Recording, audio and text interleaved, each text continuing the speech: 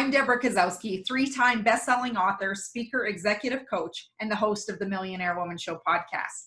Today, I'm going to talk to you about the power of attitude.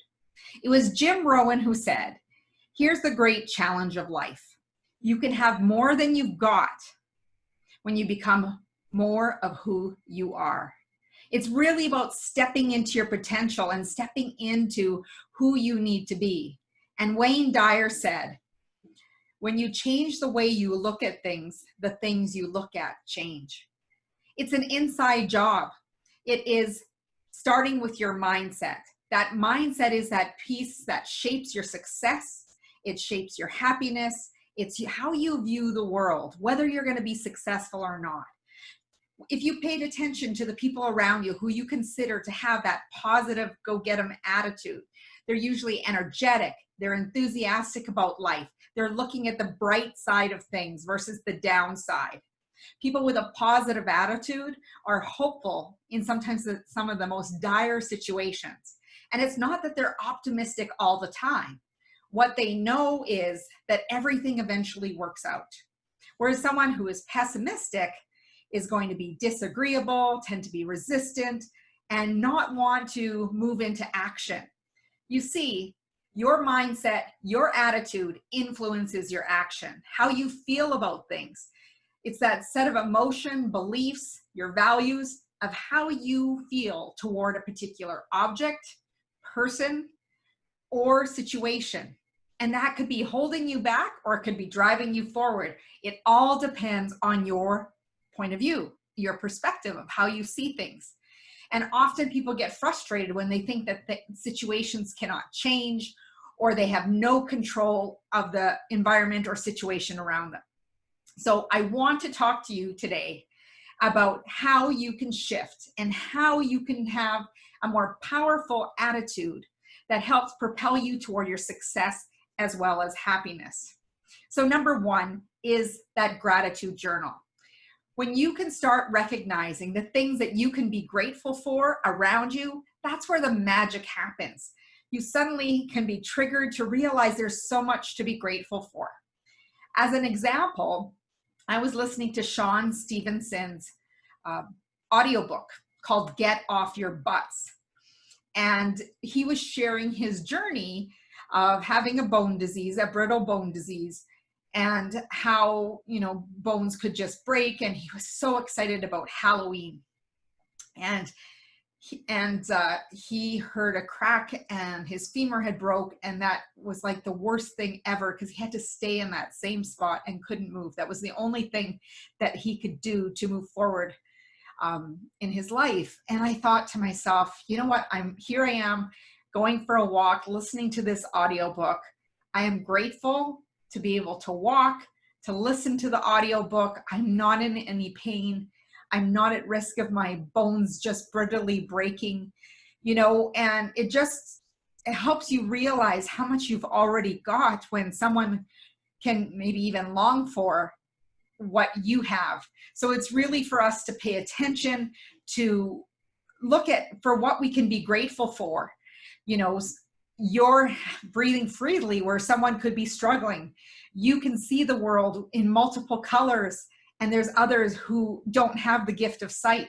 So when you look at all the things around you that you can be grateful for, it's amazing how that list completely expands. The other thing that sets up your attitude, and I like to say it's kind of like a bookend, how you start your day and how you end your day are going to make the biggest difference. And if you set yourself up for success at the beginning, you will end with success at the end as well. So I want you to think about how you set up your day. Do you have a morning routine where you are getting up and perhaps journaling, getting some exercise, having a good healthy breakfast so you're not rushing out the door to take on your day, and allowing yourself to be in a space where you're moving forward and ready to seize every potential opportunity that is coming your way, instead of just resigning to letting life just hand you different things and feeling completely out of control. The other thing is to put things in your calendar that you can anticipate, that are going to get you excited about giving you something to look forward to. So it could be the vacation, it could be the workout, it could be hanging out with family and friends. It could be a number of different things. When you build anticipation into that calendar, you suddenly get this sense of control, but excitement of all these upcoming life events. And as you set up also that morning ritual, are you listening to books or podcasts or watching motivational videos like this one to help you zing right into your day so you can take on the day no matter what faces you? You're going to have this point of view that no matter what you face, you are going to be able to move through it. I think people, when they've had so many different obstacles and roadblocks, that's when they can be pushing into more of a pessimistic attitude, or they think that they have no control, and then they develop into a learned helplessness, feeling that there's nothing that they can do about a situation. When you have the biggest thing you have control over is your mindset, your attitude, and whether or not you believe there's change possible for you. The other thing to do is surround yourself with positive people. And also, not only that, but people who will challenge you, offer you different perspectives. And one of the other things I really encourage people to do is look around your environment. Is your environment that you spend most of your time in, is it inviting? Is it welcoming? How do you feel in that space? Or is it cluttered, where you feel like you can't move and you're almost suffocating? So take some time today to write down a few things that might be irritating, things that you'd like to change, maybe a fresh coat of paint or a new picture on the wall. Those things are simple little things that can be done to create a whole different environment. Even adding a plant or a music or some candles in the mix can change everything. When you feel amazing in your space, you're going to pay attention to those thoughts in your mind. The other thing is controlling your language, really paying attention to the language that you're using. You know, if you're a person who tends to swear a lot, that cursing, it is part of how you view the world. And some people say, yeah, if I curse it, you know, it feels empowering, and that's the way other people talk. And, you know, I'm here to tell you that it's not necessarily a cool thing. You might feel empowered, but at the end of the day, how is it shifting you to the mindset that you want to have, the point of view, and how is it influencing the action that you take?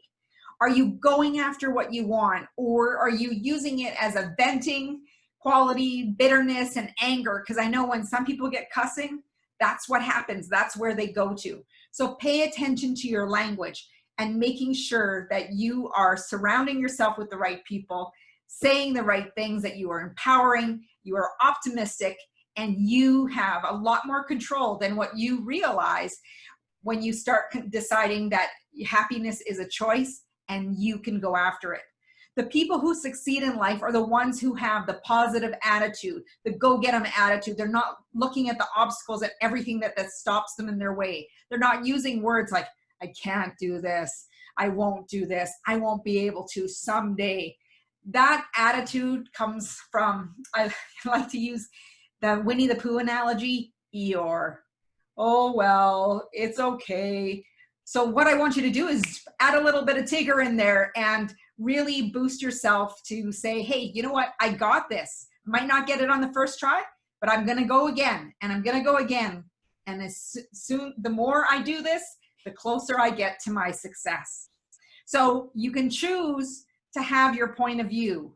And if you are hopeful and you have a vision and you're taking steps toward it and you're starting to see those glimpses of results, you are going to start seeing changes in your life. Because again, as Wayne Dyer said, when you change the way you look at things, the things you look at will change. Thank you for joining me. I'm Debra Kasowski. Please go over to my website at www.debrakasowski.com, where you can get your free 3-part video series called Making Habits Stick. So you can take those goals that are on your dream board or your vision board, and you are going to move those goals into reality by building focus and consistency so that you can make those habits stick.